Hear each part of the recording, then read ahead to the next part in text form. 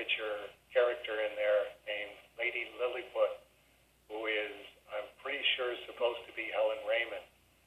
And what it is that I've come up with as to why I think that's in there, and why it's got all of these other links attached to it. Very, very laborious work of trying to explain it as lucidly as possible. And the fax machine goes, and it's, okay, this is a little odd. This is like 9 o'clock at night or whatever, 10 o'clock at night. I wonder who this is. Look over at the number. Oh, it's Matt. I wonder what this is about. Sit there and type for a little while longer. Look up. There's 5 pages coming in.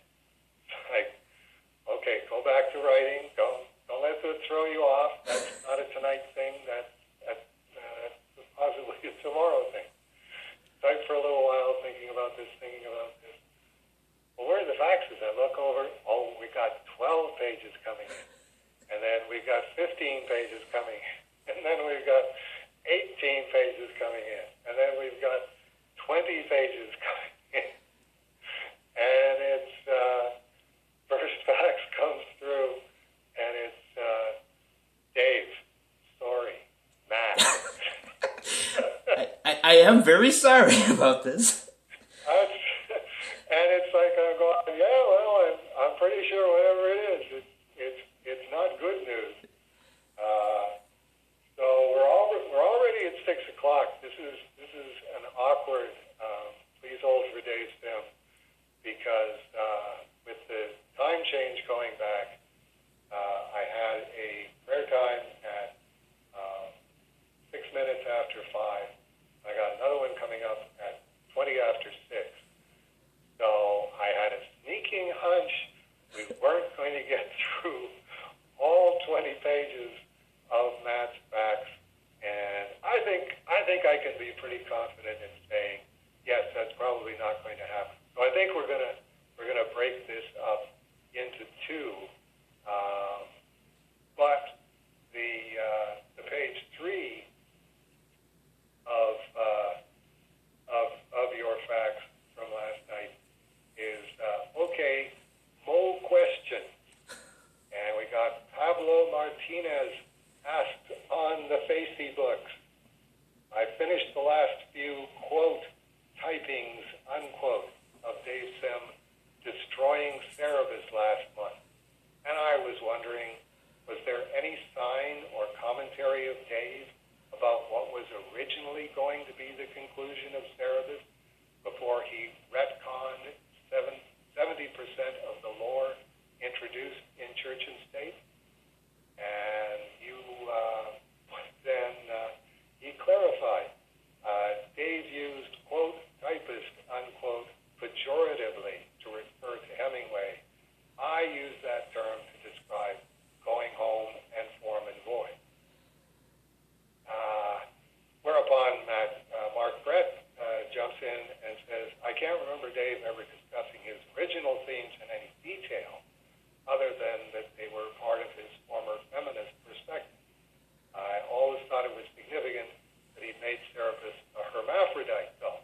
At the time, before the male-like, female-void essay, I thought we might see some kind of cosmic union of sexes, at least on a symbolic level.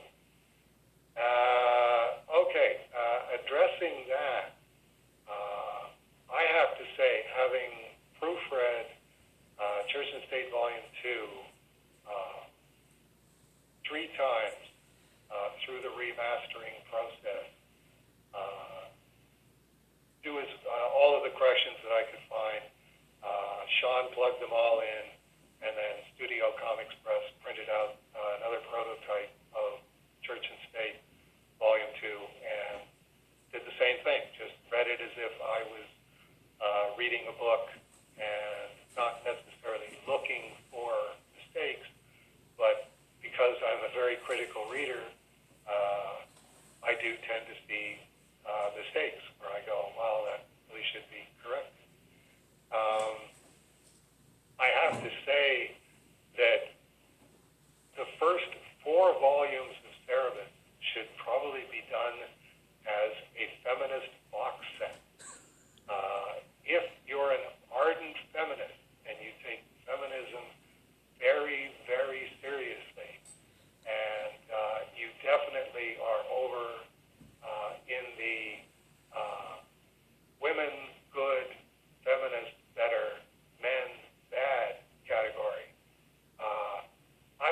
you could do better than the first 4 volumes of Cerebus. But stop reading them. Don't read Jaka's story. I was telling somebody about this on the phone, and they said, oh, no, I think Jaka's story, and it's like, no, Jaka's story gets into, a woman's right to choose, and is not a 100%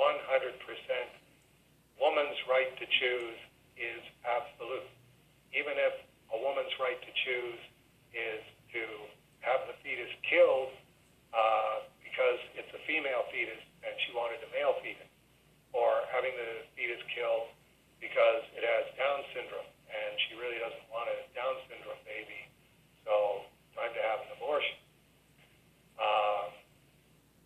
I think all I can say is, Pablo, I'm sorry you didn't like where Cerebus went and you didn't like where Dave Sim went, but I always try and look on the bright side of things.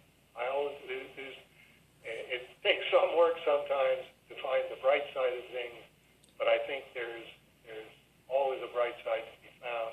And I think the bright side for you is you are alive and flourishing. I hope you're flourishing as a reader and as a fan of entertainment in 2019, where virtually everything is feminist propaganda. So try not to take it too personally that there's only this one 6,000-page graphic novel that isn't feminist propaganda, and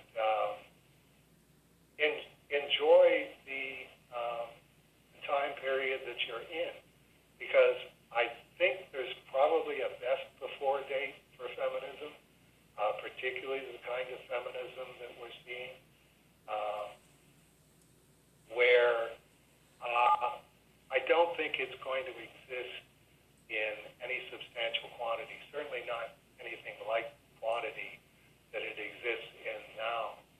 I was just reading a review of the Watchmen TV show with a female showrunner, and, it's, okay, whatever Watchmen was when Alan Moore wrote it, it's now been taken over into the feminist woods and is being seriously made into something else. If you think that's a good idea, that's great. That's entirely up to you. After I'm dead, they'll be able to do that with Cerebus. Just take it over here and say, okay, Cerebus just isn't as good as it could be.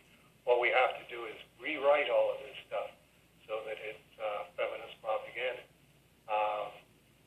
I don't, depending on when I die, I don't really picture that happening. But I picture that happening with just about everything else, where if it isn't feminist propaganda yet, well, just give them a chance, they'll turn it into feminist propaganda. So that's really all I can say on that one. Raymond Mumford asked, does he have any copies of Zootanopus #1 and Glamourpuss #13 lying around? And how much does he want for them? My Glamourpuss, that shivers uncontrollably like a chihuahua without those two. Neatly phrased. I must say, Raymond, that's a very good way of putting that. And no, I'm afraid I don't have them lying around. I mean, maybe I do. I haven't really decided what is the absolute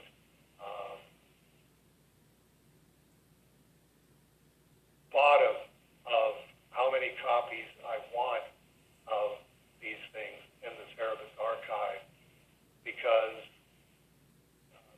of the way that we're doing it, the fact that Eddie Kana will inherit the Cerebus archive, and then whoever Eddie Kana picks as his successor will inherit the Cerebus archive. If it was just, I think these will probably hold me. I'm 64 years old.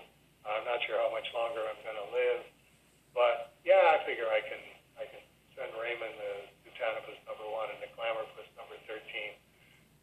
If you're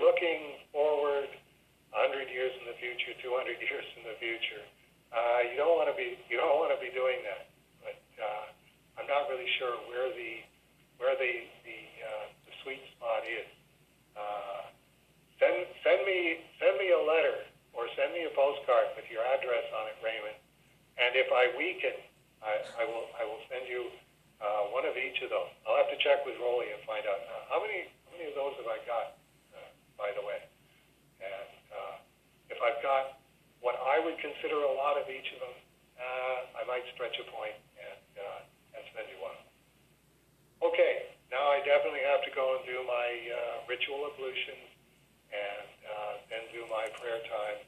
And then I will come back here and phone you back. Are you going to be around? Yeah, I'll be around. Okay, all right. I will come back, and then we will start in on the 20-page facts and see what we can come up with on that one. Okay.